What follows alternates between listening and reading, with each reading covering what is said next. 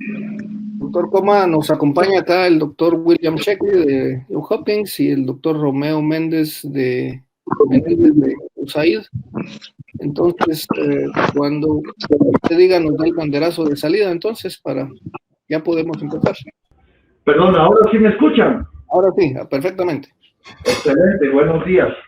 No sé si nos falta alguien por conectarse. El ruso me llamó que tiene problemas, pero que ya se están conectando. Ok. Bueno, en aras del tiempo, pues quiero agradecer a los representantes de USAID, al doctor Sheckley de Johns Hopkins University, por su tiempo, por su esfuerzo y por su ayuda para que podamos tener un mejor nivel de capacitación en los profesionales que están liderando la lucha contra el COVID. Particularmente quiero agradecer al doctor Tercero por sus iniciativas y su esfuerzo para que estas capacitaciones lleguen a las personas que verdaderamente tienen la vida de los pacientes en sus manos. Creo que estamos en una línea bastante buena revisando la tasa de letalidad de los casos COVID, tomando en cuenta que no hubiera un subregistro, y creo que eso responde a capacidades desde el punto de vista del personal que atiende a los pacientes. Y con este tipo de capacitaciones, sobre todo sabiendo que la ventilación mecánica es crucial en el manejo de los pacientes gravemente enfermos, pues estamos seguros que si de venir la segunda ola para Guatemala, estaremos mejor capacitados. Así que, doctor Sheckley, muchísimas gracias por su apoyo, y a USAID también, por favor, doctor Méndez, muchísimas gracias. Así que pueden empezar. Gracias. Gracias, bueno, Romeo, muchas gracias por la...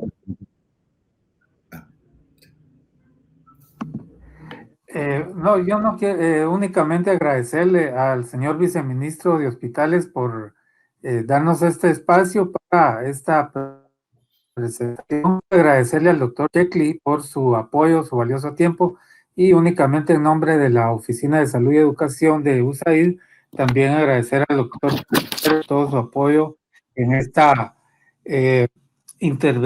actividad importante para el manejo hospitalario, y como lo dijo muy bien el doctor Coma, para mejorar y disminuir la mortalidad por esta enfermedad. Gracias, y adelante, doctor Sheckley. Gracias. Bueno, adelante, doctor Sheckley. Les dejo con el doctor Sheckley, un experto de la Universidad de Johns Hopkins en terapia ventilatoria, que es el tema que va a abordar hoy. Adelante, doctor Sheckley. Bueno, muchas gracias, y es un gusto estar con ustedes nuevamente. Vamos a dar ya la última charla de esta serie, en donde nos estamos enfocando en el uso de ventilación mecánica para neumonía severa por COVID-19.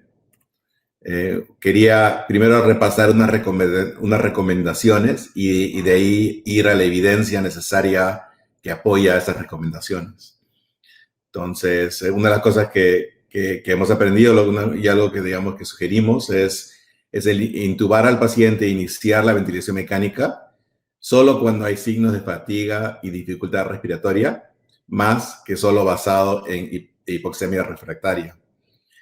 Probablemente ustedes lo han notado, al igual que nosotros, que en el comienzo de la epidemia estábamos siendo muy liberales en intubar a personas que llegaban con una hipoxemia severa, y el COVID-19 está relacionado con tener grados de hipoxemia que sobrepasan el nivel de compliancia de los pulmones. Entonces, creo que estamos intubando a personas mucho más temprano de lo que era necesario, en vez de utilizar otros modos de ventilación y otros modos de apoyar la oxigenación, tanto como el uso de la cánula nasal de alto flujo, digamos, o inclusive inclusive utilizar métodos de oxígeno de bajo flujo, como la máscara sin reinhalación y con reservorio, que puede ayudar, digamos, a ayudar a oxigenar al paciente sin la necesidad de tener que ir a ventilación mecánica.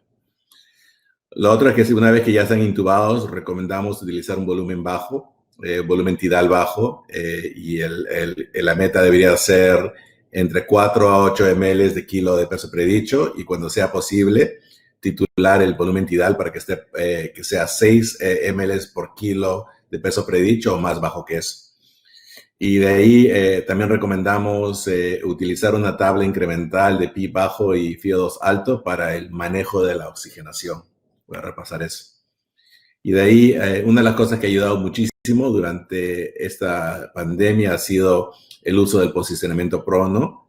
Y sugerimos el uso de posicionamiento prono para todos pacientes que tienen hipoxemia refractaria y o ARDS moderados severos. Eso significa un PAFI de 200 milímetros de mercurio con un FiO2 de 0.6 o más y un PIB de 10 centímetros de agua o más.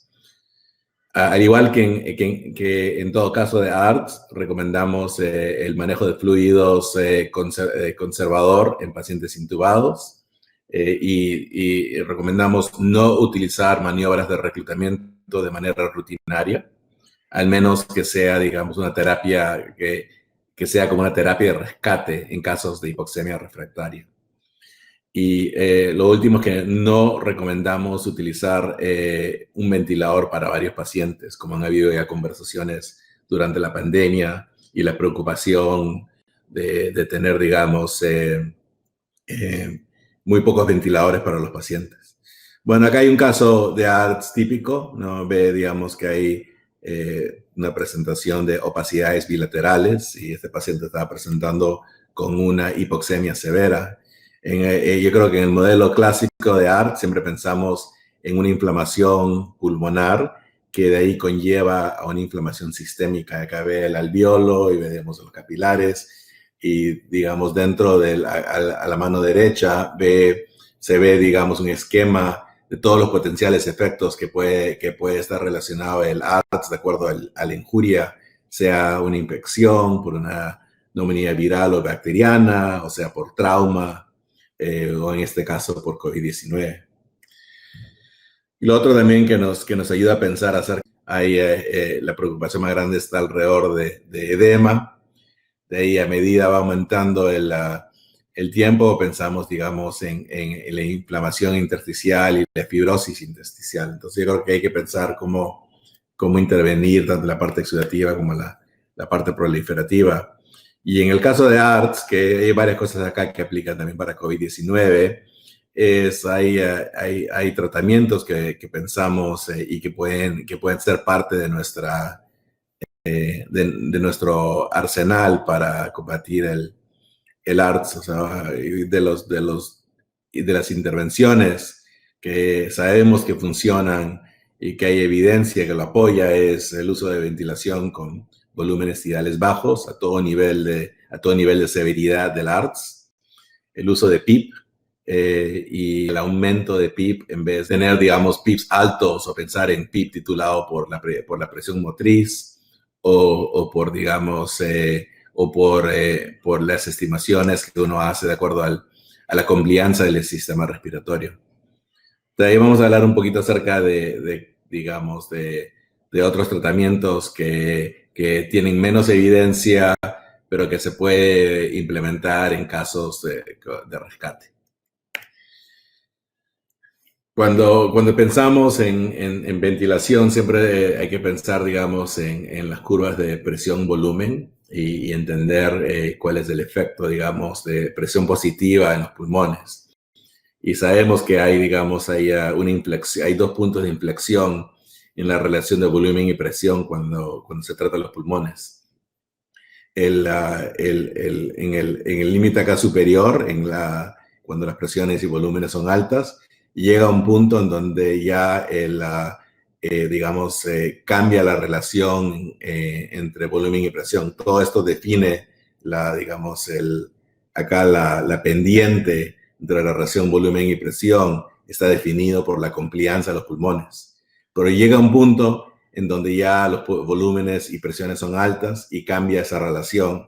Y cambia la relación porque ya hay un cambio también en lo que está pasando en los alveolos y se conlleva, digamos, a una sobredistensión. Lo que queremos hacer es tratar digamos, de evitar de tener sobredistensión, estar en este espacio óptimo y también tener un poco de PIP que nos ayude a sobrepasar el punto de inflexión inferior para poder ayudar a reclutar con el pulmón. No mucho, pero suficiente como para pasar eso. Entonces, cuando uno excede los límites de presión o de volumen, eso conlleva no solo a volutrauma, pero también el riesgo de barotrauma que digamos que sobredistiende los alvéolos y causa injuria. Otras cosas que también es importante conversar es saber, digamos, que la importancia de mirar las curvas de presión y qué presiones estamos controlando cuando uno está usando ventilación mecánica. Entonces, bueno, PIP es la presión que va de 0 hasta, digamos, un nivel que es digamos, al final de inspiración. Eso es una presión continua, que es lo que se aplica durante toda la fase inspiratoria y expiratoria, se llama el PIP. Digamos, las otras presiones que siempre pensamos, una es la presión máxima o la presión inspiratoria pico, y también hablamos de la presión meseta, y la presión meseta es simplemente la presión que se ve al final de inspiración después de una pausa inspiratoria. Usualmente utilizamos una pausa inspiratoria de 0.5 segundos, pero en realidad para llegar a una presión meseta verídica uno puede demorarse hasta como 3 segundos para obtener esa presión meseta. Sin embargo, yo creo que a veces cuando los pacientes están respirando muy rápido es muy difícil obtener una presión meseta 3 segundos. Entonces, generalmente lo medimos entre 0.5 segundos y 1 segundo. De la presión meseta, uno también, ¿por qué calculamos la presión meseta? Porque esa es la presión que ve, digamos, que está relacionado a lo que está viendo al sistema en términos del sistema respiratorio. Y digamos, es una estimación de la complianza de los pulmones. Cuando la presión meseta es más alta, indica menos complianza, cuando es más baja, indica más complianza. Y nuevamente la complianza es simplemente la relación entre volumen y presión. El volumen es solamente el volumen tidal, y la presión que se pone es la presión motriz, que es la diferencia entre la presión meseta y el PIP. Recomendaciones generales en el manejo del ventilador mecánico en ARDS, que se aplica idénticamente al COVID-19, es usar un modo de volumen, y el modo preferido es el de asistido controlado, y tener, digamos, un volumen tidal, que el objetivo sea de 6 ml por kilo de peso predicho, el mantener una presión meseta al igual o por debajo de 30 centímetros de agua, tener una tasa respiratoria que, digamos, que titular la tasa respiratoria para mantener el pH a niveles razonables, y vamos a hablar al respecto. Y también mantener la oxigenación en un objetivo, sea por, digamos, mirando gases arteriales y una presión parcial de oxígeno arterial entre el 55 y 80, o una saturación de oximoglobina, que es no invasivo, entre el 88 al 95%. Y para manejar este objetivo, pensar utilizar la tabla incremental de PiFO2, que lo vamos a conversar al respecto. Y nuevamente piense el destetar al paciente diariamente cuando el PiFO2 sea, digamos, llegue a 0.4 y a 8 centímetros de agua.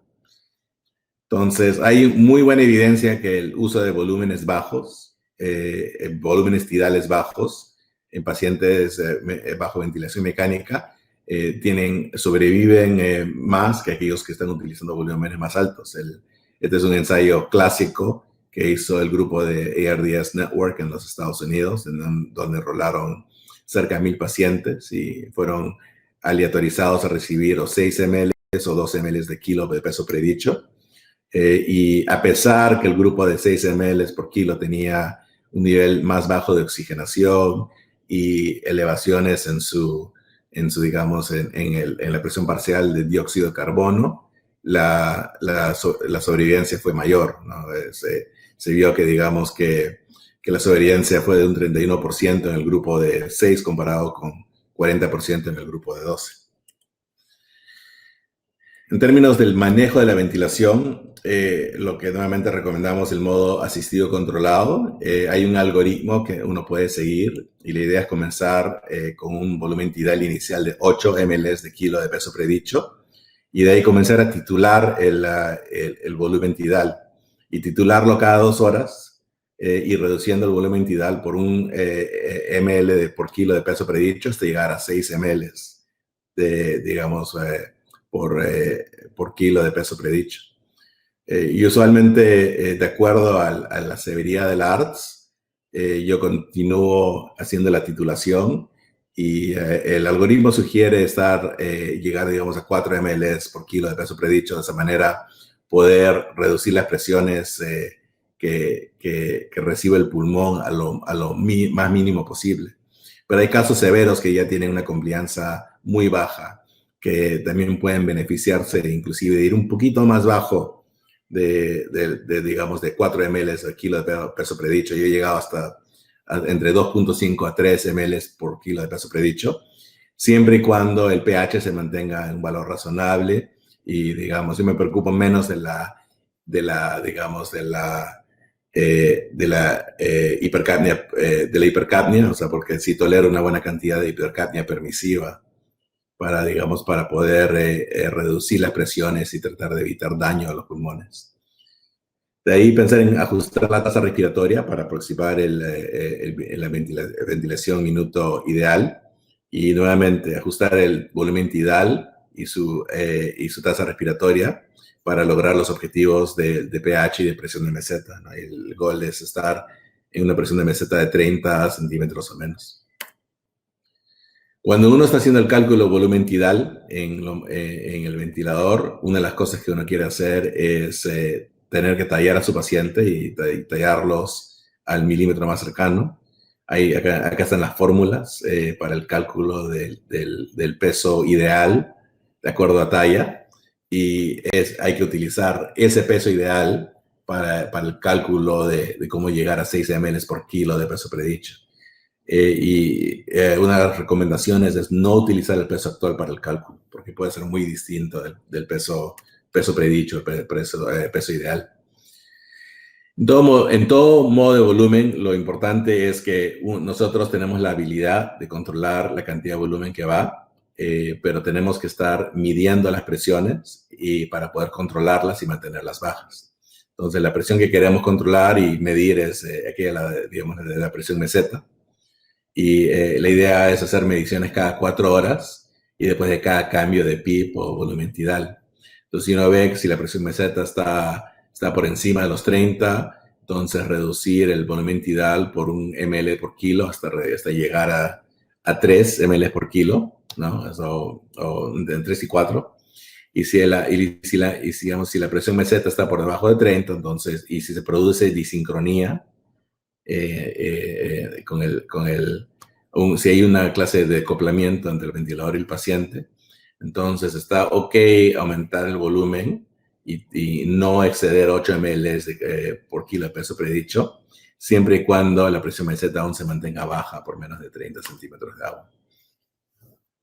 En términos del manejo del pH, el objetivo debería ser entre 7.3 y 7.45.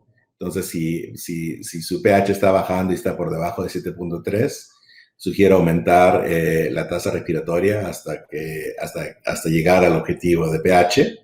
No hay que exceder una tasa respiratoria más allá de 35 respiraciones por minuto. No hay beneficio, inclusive eso puede causar más problemas.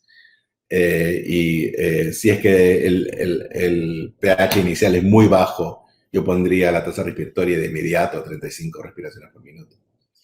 Si el pH aún permanece por debajo de 7.15, entonces hay 2 recomendaciones. Una primero es tener que aumentar el volumen tidal, así pues, a pasos de 1 ml por kilo de peso predicho hasta que el pH suba. Es ok si es que, digamos, el paciente tiene una meseta mayor una presión meseta mayor de 30. Ahora, en este caso, el pH es muy importante que esté por encima de 7.15. para que funcionen bien los vasopresores en caso que esté en inestabilidad hemodinámica y poder mantener, digamos, un balance de ácido y bases. Lo otro que se puede también hacer y que es una sugerencia débil de la red de ARDS Network es añadir bicarbonato en esos casos para dar apoyo. En términos del manejo de oxigenación, hemos hablado que los objetivos son una presión parcial de oxígeno arterial entre 55 a 80 milímetros de mercurio o una saturación de oxihemoglobina entre el 88 y 95%. Yo siempre recomiendo utilizar un mínimo de PIB de 5 centímetros de agua y sugiero que se utilice la tabla de incrementos de PIB bajo y FIO2 alto. En casos tempranos de la pandemia, se estaba utilizando la presión motriz y titulando la presión motriz para entender el nivel de PIB que uno necesitaba. Y creo que hubo una sugerencia de que de acuerdo a las presiones motrices, que la tabla de PIB alto y FIO2 bajo sería mejor para COVID-19. Pero a la final encontramos que hubo muchos problemas con ese approach, ¿no? Que comenzamos a ver que muchos pacientes comenzaron a desarrollar problemas, digamos, neumotóraces y comenzamos a observar una mayor mortalidad. Entonces yo sugiero quedarnos con la tabla de incrementos de PIB bajo y FIO2 alto. Y de ahí, una de las cosas que uno puede hacer en caso de hipoxemia que sea refractaria, que no esté respondiendo a los cambios, es el utilizar la posición prono para PAFIs de menos de 200, un FIO2 de 0.6 o más, o un PIB de 10 o más. Esta es la tabla incremental de PIB bajo y FIO2 alto que utilizamos en la misma tabla que desarrolló la red de ARDS, en donde uno titula digamos, el FIO2 y el PIB de acuerdo a esta tabla. Y se ha demostrado ser la manera más efectiva, digamos, de poder, digamos, titular PIB y FIO2 para llegar a los objetivos de las metas de oxigenación. Una de las ventajas de utilizar esta tabla es que ya hay un algoritmo para escalar, subir y bajar en los niveles de PIB y FIO2. Y esto creo que es muy útil. ¿Por qué? Porque uno lo puede implementar como una orden que se aplica cada 4 horas.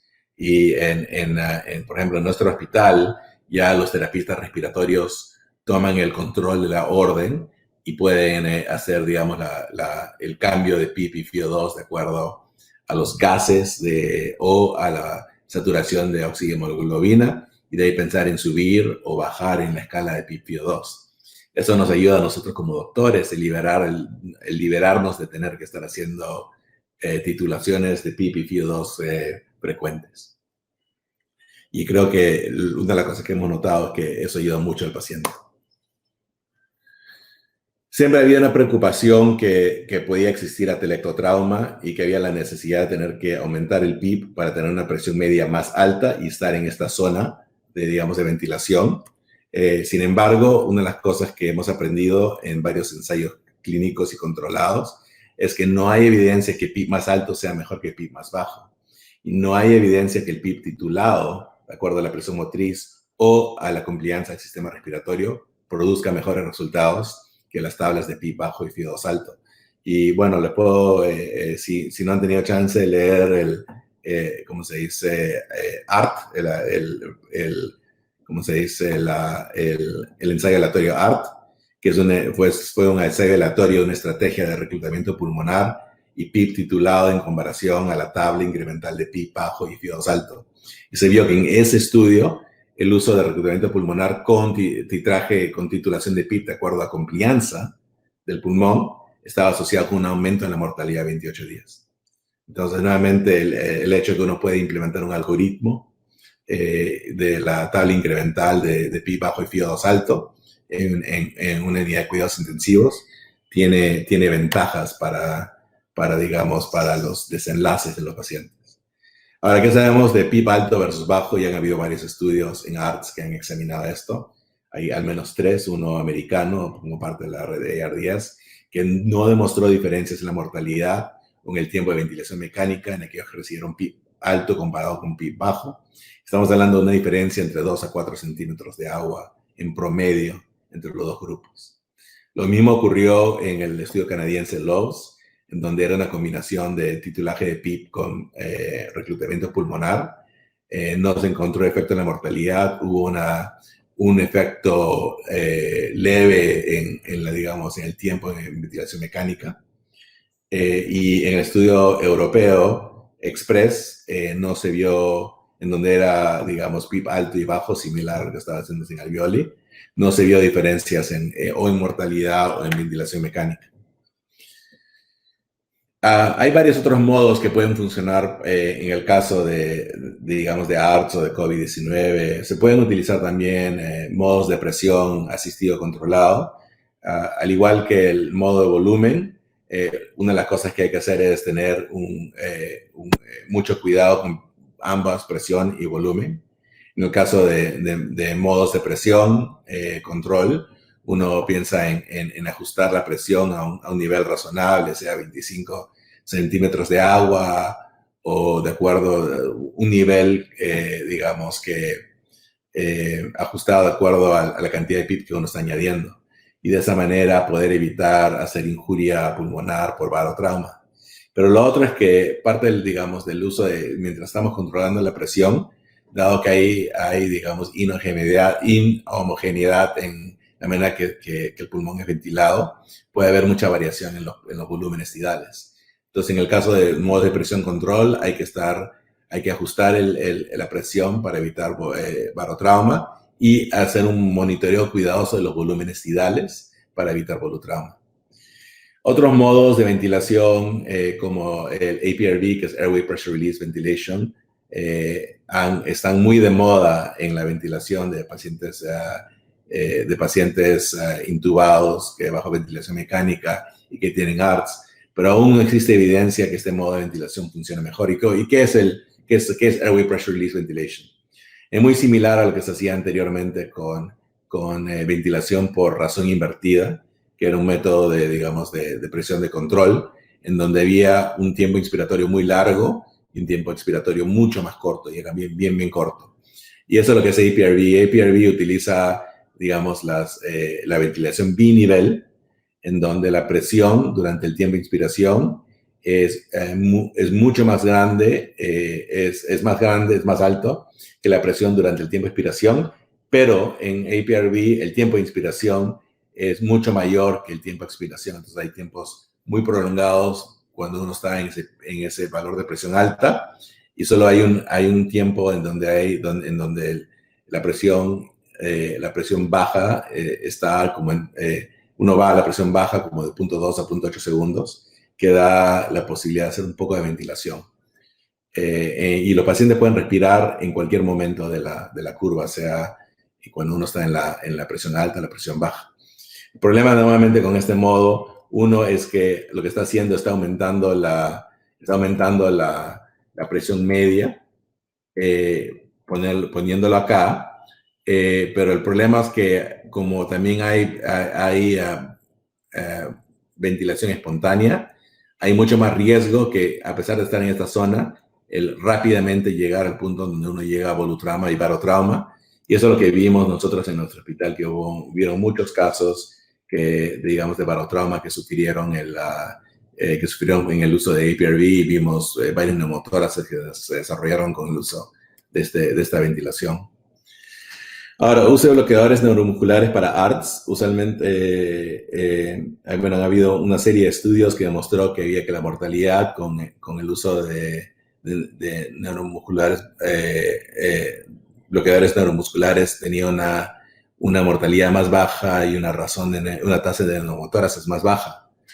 Y cuál es la hipótesis para la cual uno piensa en utilizar el bloqueo neuromusculares. Uno, para evitar asincronía o disincronía, digamos, o decoplamiento del paciente ventilador. Y al romper ese decoplamiento, uno previene, digamos, injuria pulmonar, porque, digamos, evita que el paciente active el ventilador, o que haya actividad muscular respiratoria, o que haya sobreventilación por el hecho de que el paciente esté empujando más. Pero el uso de bloqueadores neuromusculares se ha probado en poblaciones más heterogéneas con ARDS. Y en el estudio de PETAL, que es el seguimiento de la red de ARDS en los Estados Unidos, en una población de aproximadamente 1,000 personas se vio que digamos, a pesar de haber una alta adherencia con el tratamiento y una duración media de infusión de casi 48 horas, que no hubo diferencia en la mortalidad entre intervención y control y no hubo diferencia en el tiempo que estaban en los ventiladores. Entonces, solo pensar en el uso de bloqueadores neuromusculares en poblaciones selectas. ¿Qué tal es el ECMO? A ver si es que el ECMO funciona. Ustedes ya conocen este estudio que salió hace unos 2 años. Alain Combs y el grupo de OLIA y ECMONet, que hicieron un ensayo comparando ECMO contra tratamiento estándar usando volúmenes iniciales bajos y ver si es que eso mejoraba, digamos, la mortalidad. Lamentablemente ellos no pudieron encontrar una diferencia estadísticamente significativa en la mortalidad a 60 días con ECMO, a pesar que hubo una baja de los... y en el estudio de la red de ARDS, que hizo un control, un manejo conservador de los fluidos intravenosos, a pesar que no había diferencias en mortalidad, sí hubo una diferencia importante en el tiempo del ventilador y se pudo reducir el tiempo del ventilador por 2 días. ¿Y qué significa hacer un manejo de fluidos intravenosos de manera conservadora en el ARDS? Significa que digamos que a la final del tiempo de 7 días, uno se encuentra en un balance de inputs y outputs que está cerca a 0, ¿no? Que estaría parejo en términos de lo que entra y lo que sale, ¿no? Comparado con lo que se hacía antes, que era, bueno, ser liberal en el uso de volúmenes, aplicar volúmenes y no estar pensando en diuresis durante cualquier tiempo. Entonces, el algoritmo que utilizó ARDS era relativamente complejo, pero acá es de Colin Grissom, hizo una simplificación para ayudar con el manejo e implementación de este protocolo, que significa si el paciente está en shock, entonces vasopresores y continuar con bolo de fluidos. Pero de una vez que ya el paciente se recupera de shock, si es que hay oliguria, entonces pensar, digamos, y hay oliguria, pero hay, digamos, el CBP está alto, uno puede, de acuerdo al aspecto clínico, pensar en diuréticos y reevaluar en una hora. Si es que el CBP está entre 8 o menos, entonces aplicar bolo de fluidos. Pero si el gasto urinario está por encima de 5 ml de kilo por hora, entonces yo creo que acá es, digamos, uno va pensando es que ya, si es que el CBP está entre 4 a más de milímetros de mercurio, entonces el usar diuréticos para poder ayudar digamos, a remover el fluido del cuerpo. Y si es que está por debajo de 4, entonces una infusión lenta y reevaluar a las 4 horas. Lo otro que también es muy importante y entender que en el caso digamos, de ventilación mecánica, el número de casos, el volumen de casos que ve un hospital ayuda mucho con la experiencia y eso tiene un efecto importante en los desenlaces, ¿no? Entonces, aquellos hospitales que ven más pacientes van a ser mejor. Entonces, justo había habido un comentario de uno de los entrenadores de fútbol, ¿no? Que decía, la mejor manera para estar listo para el fútbol es jugar fútbol. Entonces, es exactamente la misma idea. ¿Qué más no funcionaba en ARDS y que no se debería estar pensando en utilizar en COVID-19? Es pensar, digamos, en tratamientos que bajan la inflamación, como el ketoconazol, la lisofilina, las estatinas, el uso de ácido grasos omega 3, el uso de vitamina D, y acá también en ese ámbito entra lo de ibectermina, ¿no? Y que nomás no ha funcionado, hay, digamos, tratamientos como vasodilatadores, como, digamos, el óxido nítrico inhalado, que no ha demostrado tener efectividad, pero que lo aplicamos a veces en casos de hipoxemia refractaria, y el uso de surfactante. Lo último es que, digamos, que en entornos donde hay disponibilidad limitada de ventiladores mecánicos, se ha sugerido enfoques no convencionales, como utilizar un ventilador para varios pacientes. Pero hay muchos problemas con eso, ya desde el punto de vista de infección. desde el punto de vista que, digamos, cuando uno utiliza ventilación paralela, no se puede garantizar el volumen tidal que va a recibir el paciente, porque dado el hecho que, digamos, a pesar, digamos, después de todo, o sea, las diferencias de complianza juegan un rol muy importante y volúmenes tidales pueden oscilar muchísimo entre paciente a paciente, inclusive en aquellos pacientes que tienen buena complianza respiratoria. Entonces, no recomendamos el uso de un ventilador para múltiples pacientes. Entonces, pensar, digamos, en estos temas que les va a ayudar a manejar la subida de casos de COVID-19 en cuidados intensivos es iniciar ventilación mecánica cuando hay signos de fatiga y dificultad respiratoria, más que solo basado en hipoxemia refractaria. Utilizar volúmenes bajos con un objetivo entre 4 a 8 y llegar a un volumen tidal de 6 o menos cuando sea posible. Digamos, recomendamos utilizar una tabla de PIP, una tabla incremental de PIP bajo y FIO2 alto para el manejo de la oxigenación. Pensar en el posicionamiento prono para aquellos casos de hipoxemia refractaria, en especial cuando el PAFI está a menos de 200, el FIO2 de 0.6 o más y el PIP de 10 centímetros de agua o más.